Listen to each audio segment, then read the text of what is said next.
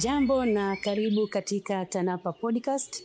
Na leo tumepata bahati kubwa sana na tumepata heshima kubwa sana kuwa na mwenyekiti wa bodi ya wadhamini ya Shirika la Hifadhi za Taifa Tanzania, na si mwingine ni Jenerali George Marwa Waitara, mkuu wa majeshi mstaafu. Yeye ni mwenyekiti wa bodi ya wadhamini ya TANAPA, na hapa tunazungumza masuala yote kuhusu Shirika la Hifadhi za Taifa Tanzania TANAPA.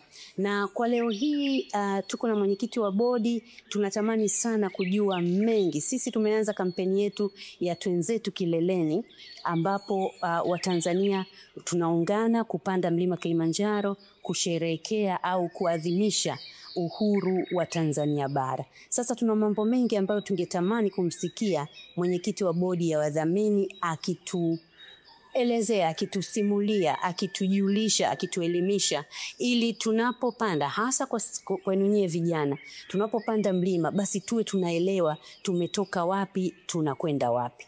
Karibu sana, hii ni TANAPA Podcast na mimi ni Catherine Mbeni. Unapozungumzia Jenerali Waitara, mwenyekiti wa bodi ya wadhamini, unazungumza mambo mengi na mambo makubwa sana kwa nchi yetu. Lakini leo tutachukua chembe ya haradari. Tutachukua pointi moja tu ya kuweza kuizungumzia, kwa sababu mambo ni mengi lakini muda hautoshi. Kwa leo tutazungumza kuhusu Twenzetu Kileleni, na moja kwa moja ninamkaribisha mwenyekiti wa bodi Jenerali Waitara katika kipindi chetu. Jenerali, karibu sana. Moja kwa moja nitakwenda na swali.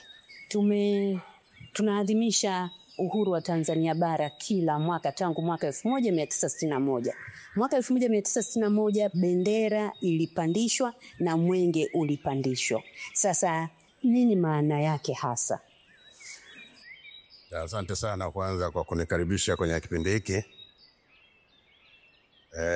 Umezungumzia kuhusu kupandisha bendera kila mwaka kule kwenye kilele Uhuru Peak.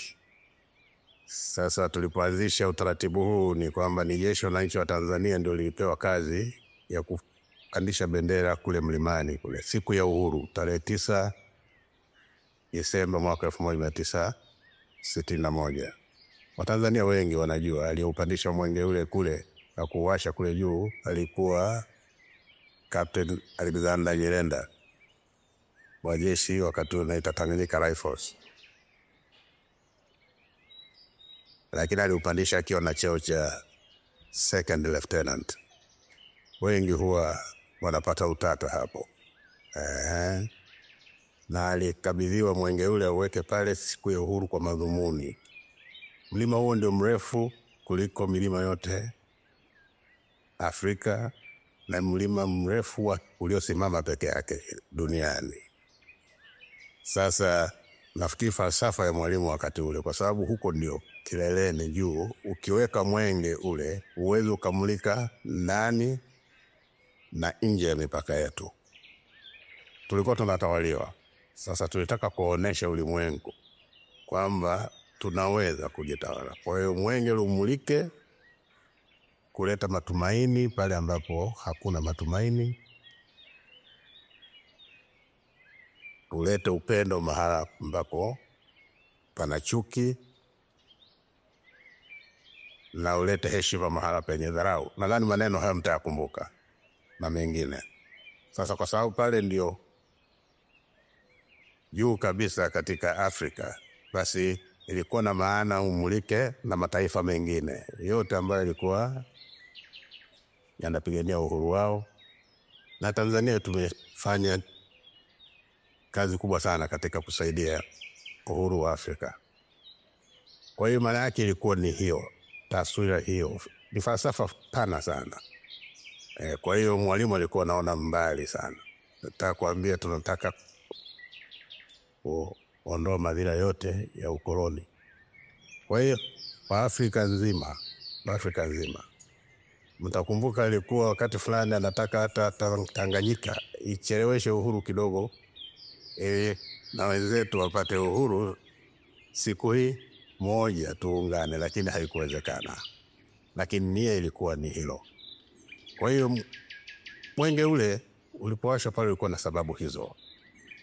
na sasa tunaendelea tunapandisha bendera kule kila mwaka, na ni jeshi ndio linaweka pale ili tuwe tunaadhimisha uhuru wetu kwa tarehe hiyo 9 Disemba. Nashukuru na nafurahi sasa hivi watu wameshaelewa sana na wanatamani kila tarehe 9 wapande mlima huo katika kusherehekea. Lakini tulikuwa vile vile katika mambo mengine ni kuutangaza sisi wenyewe huo mlima. Tusiachie watu wengine kuutangaza mlima kana kwamba sisi hatupo, sisi wenyewe. Kwa hiyo nayo ilikuwa ni kuutangaza na ni kivutio cha utalii, na mlima umeipatia sifa kubwa sana na tuzo mnazipata kila mwaka. Wanasema the leading mountain in Africa, mlima unaongoza Afrika, Kilimanjaro. Sasa mimi wasiwasi wangu sasa hivi ni slogans ya tuite, si kauli mbiu zimekuwa nyingi sana, zinaweza zikaondoa maana yake. Kama hii ya twenzetu. Sasa badala ya kusherehekea uhuru, watu wanakuja mashirika na wao wanaweka bendera zao na nini. Sasa inaweza ikashusha ile, ikaleta mkanganyiko. Si vibaya katika kutangaza shirika au mashirika au shughuli mbalimbali. Huo mlima sio tarehe hiyo tu, unaweza kupanda siku yoyote, wakati wowote. Sasa twenzetu kilimani, twenzetu kileleni ni maneno ambayo sasa kama vile yanaweza yakafika mahala neno uhuru likasahulika. Kumbukumbu ikawa kubwa zaidi. Hatukatai, lakini wajue twenzetu kileleni kusherehekea uhuru wetu. Na wao watakuwa, lakini sasa utakuta bendera ziko nyingi mpaka hata ile ya taifa haionekani. Sasa kidogo inaleta mkanganyiko. Kwa hiyo kwa kifupi, mlima huo una sifa hizo na madhumuni ya kuweka mwenge pale, kuwasha mwenge pale na bendera yetu ni sovereignty, yani uhuru. Neno uhuru hili ni sovereignty, kwamba tunajitawala na tunasaidia wenzetu nao wajitawale. Kwa kifupi ni hivyo.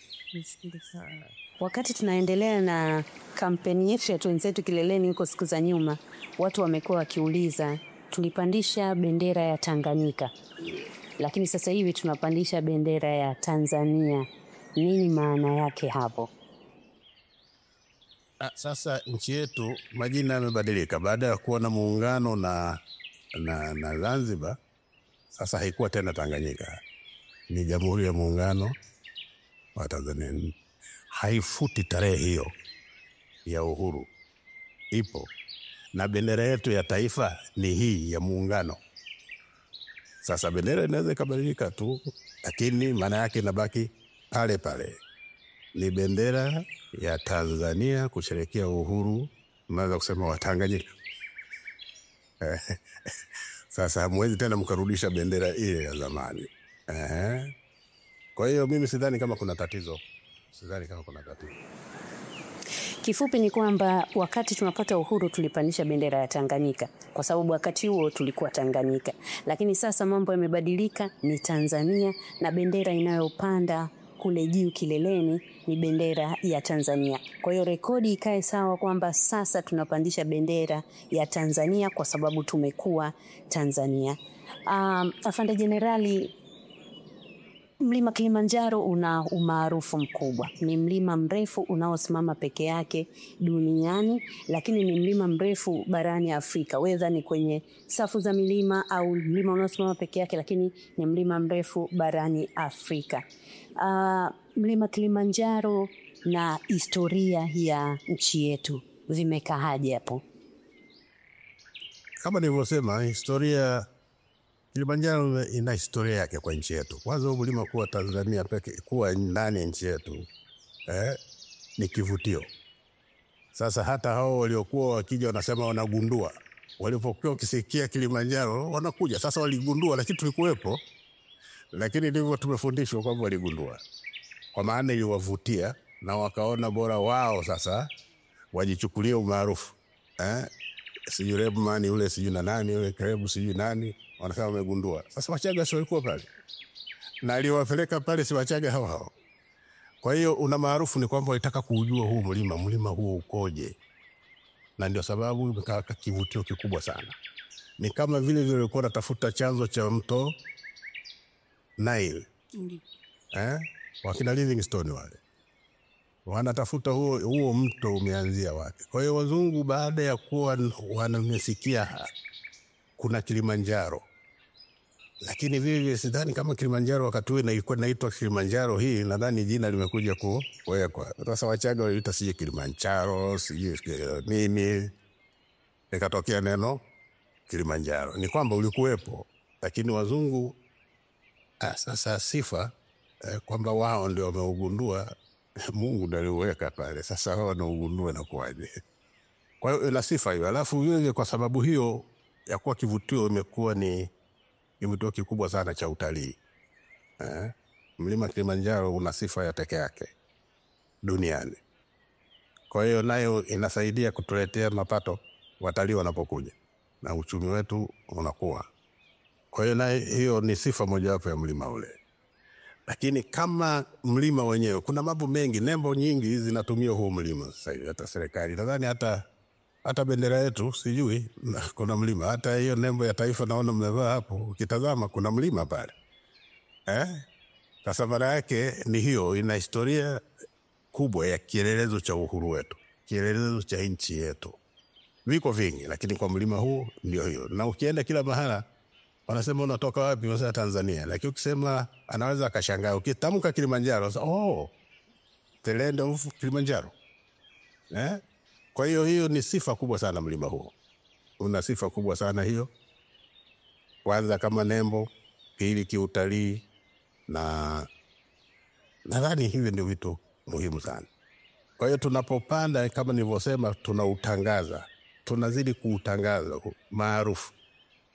Kuna wakati tulikuwa hatutangazi sana. Kwa hiyo watu wanapotoshwa, nadhani mlima huko nchi jirani labda.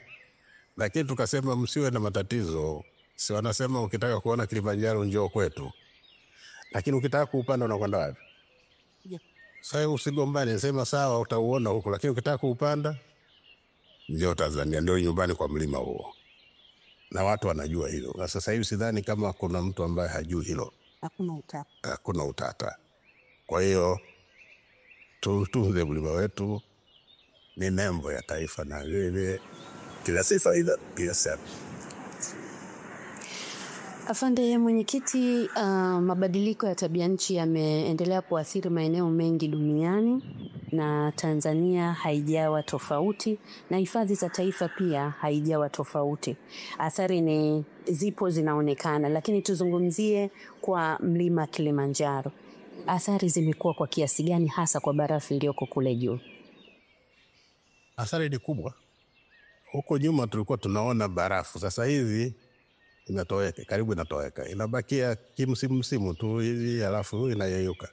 Historia inaonyesha barafu kule ilikuwa kilomita za mraba 11 hivi, au zaidi ya 11 kilomita za mraba. Hizi miaka 1000 ngapi huko, 912. Lakini sasa hivi imebakia chini ya kilomita 2 za mraba. Hizo ndio athari za tabia, mabadiliko ya tabia hizi. Barafu inatoweka.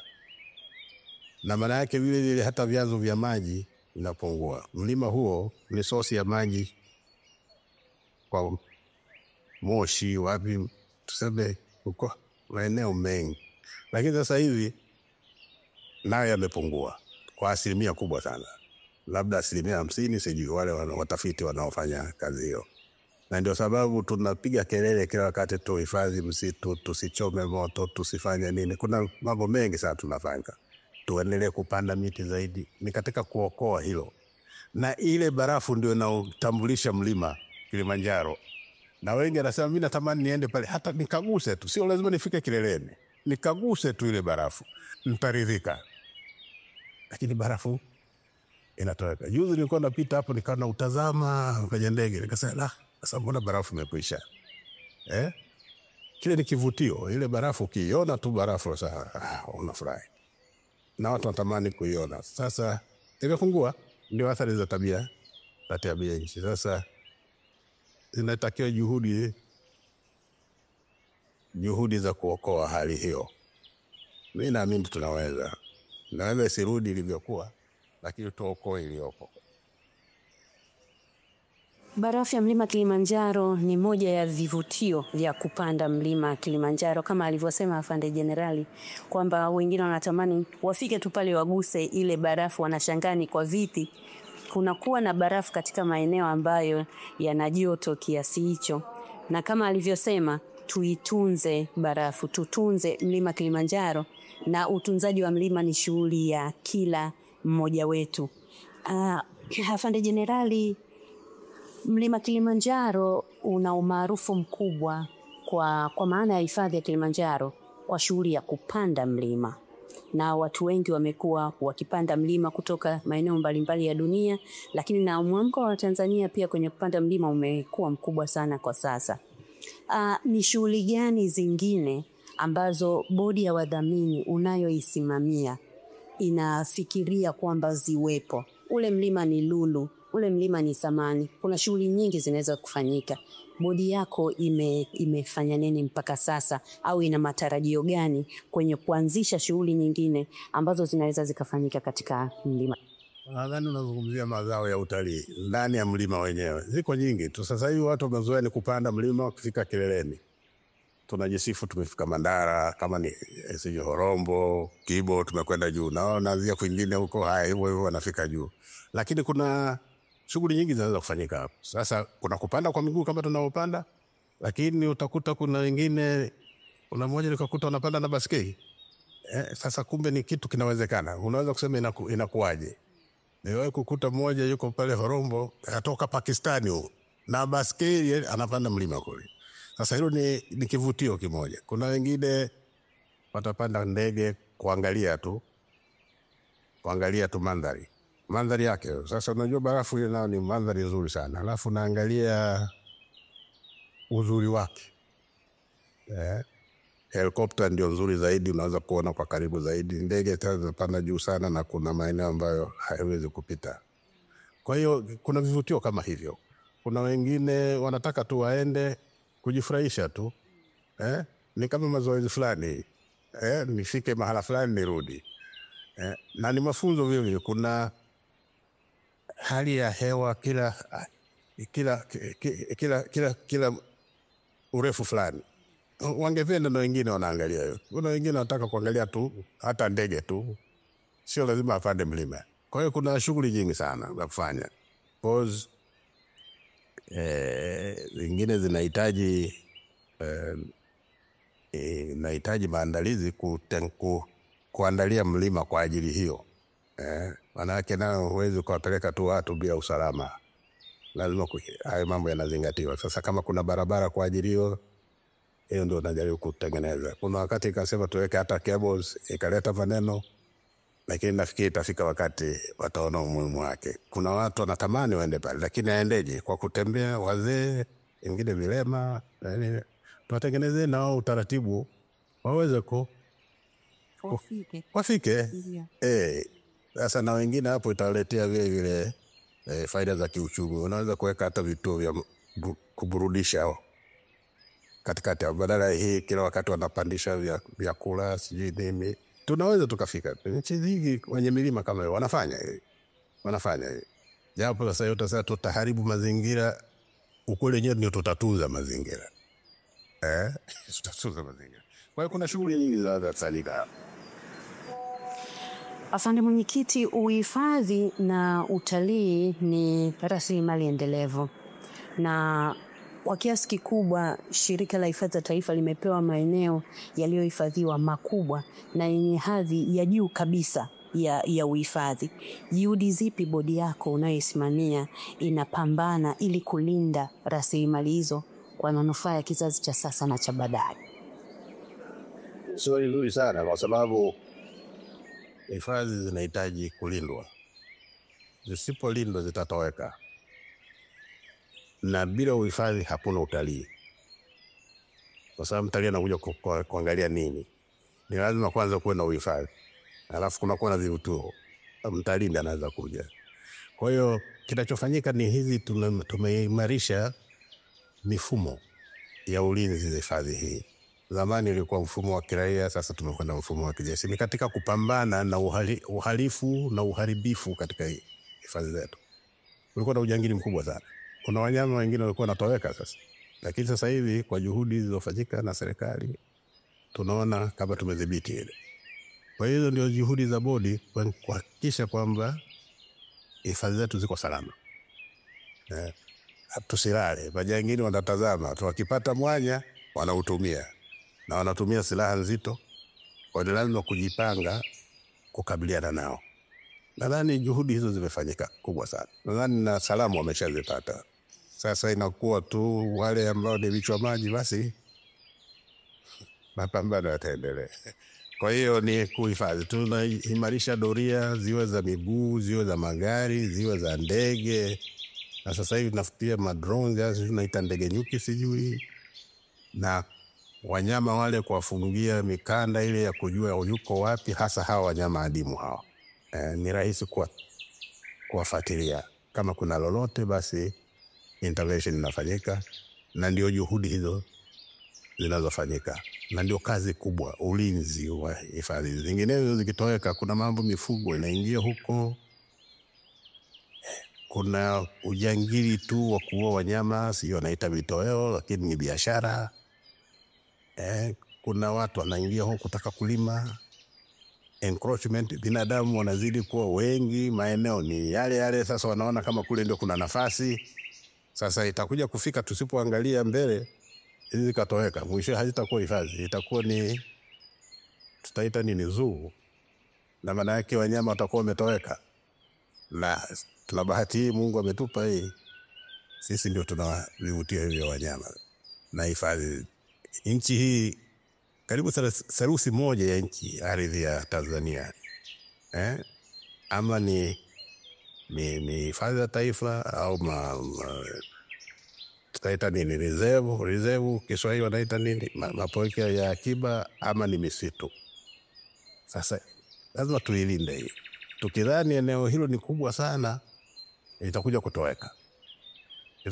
Ikija kutoweka, sasa vizazi hivyo, tuna kauli mbiu inasema tumerithishwa, tutawarithisha nini? Kwa ni lazima kupambana. Najua kuna changamoto nyingi sana, lakini changamoto hiyo basi ndio ituwezeshe na sisi kuona nini cha kufanya. Sasa hivi kama tembo, kuna mnaita nini, wildlife human conflict, migogoro ya binadamu na wanyama.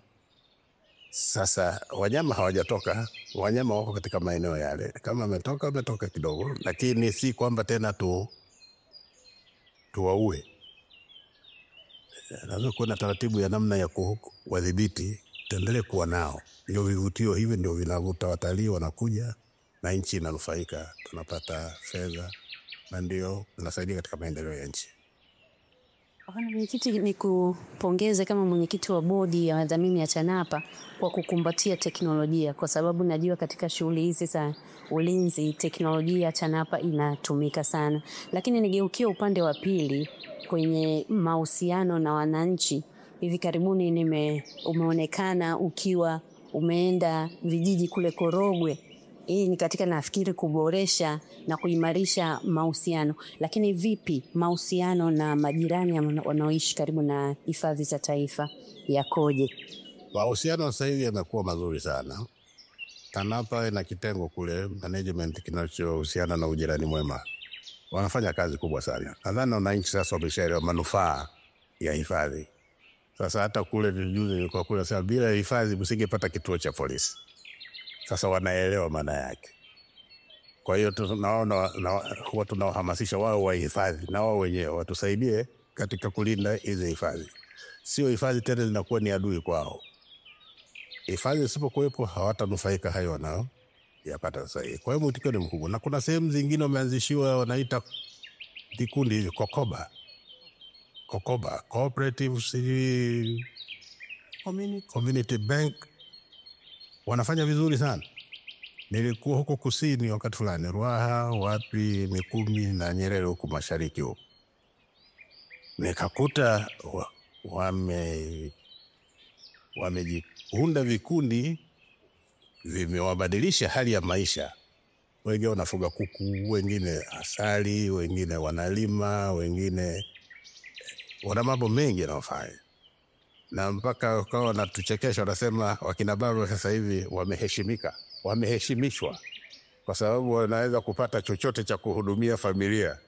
Na wengine sasa wanapata milo 3. Zamani ilikuwa hapati, kutokana na tukakuta kikoba moja ina mapato walikuwa na karibu shilingi milioni 100 na zaidi, 150. Sasa nikawa nasema sasa wananchi hawa lazima wasaidiwe wahasibu, vinginevyo wao wenyewe hizo fedha zinaweza zikapotea, zikuwa nyingi mno, maana hata kuzitamka nini wanashindwa.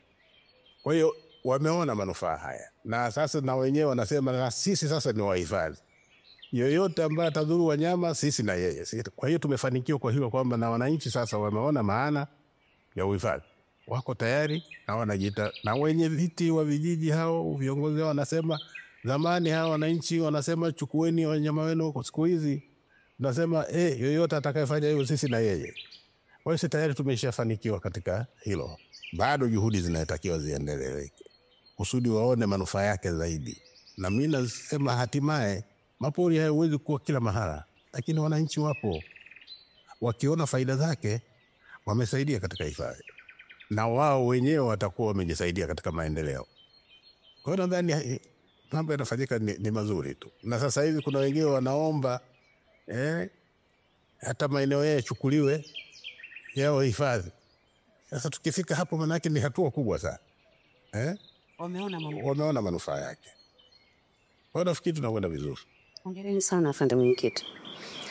Afande, tuko kwenye kampeni ya Twenzetu Kileleni, na idadi ya wanaojiunga kupanda mlima wakati wa maadhimisho haya inazidi kukua. Na wewe ni muasisi wa hii kitu, unajisikiaje? Mimi nafurahi sana kwa sababu tulipoanza baada ya utaratibu huu, nilikuwa nimestaafu kazi 2008. Tulikuwa wachache sana, wachache kweli, hata chini ya 10. Lakini kafika mahali kasema hata tukiwa wawili tupande tu.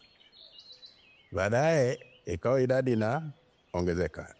Sasa hivi 200 na zaidi nafikiri. Mwisho ile njia moja, ruti moja haitoshi. Mwaka jana zimetumika ruti 3 kwa sababu moja haitoshi. Mwitikio ni mkubwa mno. Bahati nzuri na mabalozi wetu nao wameshiriki, na kila mwaka wanataka kushiriki. Na jana ikawa nimeandika barua kwa katibu mkuu kumwambia wakumbushe tu zoezi lipo, watakaotaka waweze kushiriki, wandani na walioko nje wanaotuwakilisha nje. Kwa hiyo mwitikio ni mkubwa sana. Sikuweza kujua ndani ya miaka 15 mimi nikasema nimeachia, sasa wengine waende, lakini bado wanasema tuendelee. Gasea tuendelee, lakini tufike mahali sasa, kwa sababu ilishazoeleka. Na mimi nimekuwa mwenyekiti wa bodi wa dhamini TANAPA, si kwamba ilikuwa kwa sababu ya kupanda mlima, lakini ikatokea hivyo. Sasa tumeweka kwenye kalenda vile ya TANAPA kila mwaka, na mimi nafurahi kwamba mmeanza hata kutangaza kushawishi au kuhamasisha upandaji mlima huo. Kwa hiyo ni hatua kubwa sana kwamba sasa hivi ni zoezi limeeleweka na ni endelevu, na wenye mlima wenyewe mpo. Na ndio nasema mwaka huu kama makabishi na Mkwande tutaelewana huko mbele ya safari. Tutapanda. Asante. Mara zote tukipanda mlima unasema, unatuasa na unatukumbusha kwamba tuheshimu mlima nao utatuheshimu. Maana pana ya hii ni nini? Watu wa siku zote tukifika tu kwenye kuanza kupanda mlima wanasema, jamani, tunakumbuka kauli ya mwenyekiti wa bodi ya TANAPA kwamba uheshimu mlima nao utatuheshimu. Na kuna maneno yanatumika, pole pole, mdogo mdogo. Maana yake halisi ni kwamba ukienda kwa pupa, mabadiliko ya hewa na nini hutafika hata kama unajiona uko fit. Sasa ule unataka uende nao taratibu, acclimatization taratibu. Na hii ukisema unakimbia utafika hapo utaishiwa. Kuna wakati kulikuwa na vijana wanasema wao ni watu wa michezo nini, tukienda naambia twende taratibu. Anze sisi mwendo huu unatuumiza, na twende taratibu. Siku ya kwanza wanafika, wanatushangaa sisi tumechelewa kufika. Siku ya pili naambia twende taratibu. Siku ya 3 sikuwasikia. Hata huko kileleni sikuwaona. Wamefika njiani, pumzi imeishia, wamerudishwa chini. Na hawakutaka hata kusubiri ni waulize, wakatoweka. Sasa ndio maana kwamba taratibu ni kwamba uheshimu wa mlima. Maana yake hiyo tu, ukiuheshimu mlima nenda taratibu, nao leo utakuheshimu. Ukitaka kupambana nao kufiki. Ndio. Kufiki. Ndio maana yake tu.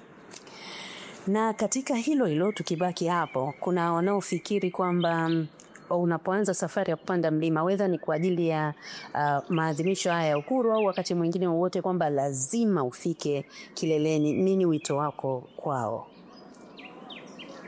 Sasa ulazima wa kufika kileleni, kila mtu ana hamu ya kufika pale. Lakini huwa nasema usije kulazimisha. Pale ambapo utakaofika paratosha, utakuwa umejipima na afya yako. Ukilazimisha unaweza ukarudi, unaweza usirudi. Na mlima upo. Kwa hiyo mimi wito wangu ni kwamba waende taratibu pale ambapo na wafuate yale maelekezo tu. Anapoambiwa hapa usiende zaidi, akubali. Maana kumetokea ajali kama mtu amebisha alafu unapoteza maisha kule, haipendezi. Sasa lawama tena zinaweza kuja kwa wahifadhi. Kwa hiyo tunasema pale utakapoishia panatosha. Mwaka mwingine tena ongeza. Maana kuna wengine akifika mahala anatoa na wosia kabisa, amechanganyikiwa. Mimi tukiteremka chini na mlima nilikuwa nasema nini kasahau. Sasa ile ni kuchanganyikiwa. Kwa hiyo naenda taratibu. Hayo ndio maana yake. Nenda taratibu pale unapoishia. Unapoona ule mshiriki. Afande, tupo hapa Lugalo kwenye uwanja wa golf hapa nyuma yetu, na wewe ni mcheza golf mahiri na wa muda mrefu. Lakini sio hivyo tu, kule Serengeti tunajenga uwanja wa golf, na natamani kujua uwanja huu wa golf kwa sababu tunaona uko mataifa mengine ambavyo unachezwa na ambavyo una umaarufu. Si gani utaongeza thamani Serengeti na Watanzania? Matarajio ni makubwa sana. Unajua maambia ongeza mazao ya utalii. Au unasikia kuna watu wengine wana viwanja vya gofu kwenye hifadhi zao. Na zingine zinaitwa jina Serengeti, ambao sio Tanzania. Sasa na sisi tunayo Serengeti na tuna eneo la kutosha. Tunaongeza utalii wa michezo, utalii wa gofu. Utavutia sana watalii. Na maana yake ni kwamba mtalii anapokuja kuangalia wanyama, asiishie kuangalia wanyama tu. Ataongeza siku angalau akapata burudani kidogo, akacheza na nini. Maana yake imeongezeka mapato. Na wengine wakisikia ni nani hifadhi anacheza na huko naona wanyama, watalii watakuja wengi sana. Wengi sana. Kwa hiyo matarajio ni makubwa. Na uwanja ule unavyokwenda sasa hivi tunapata pressure, lini tutaanza. Nikasema tusubiri kidogo.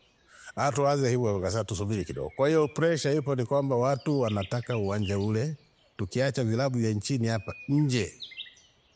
Kuna wakati napita pale naambia kuna ndege zimetua hapa, wanakuja tu kuangalia uwanja. Alafu anasema tunaomba tuanze hivi jinsi ulivyoambia, ngoja tukamilishe kwanza na miundombinu mingine. Kusudi ukianza basi uwe kuna facilities ambazo zinahitajika katika uwanja wa gofu.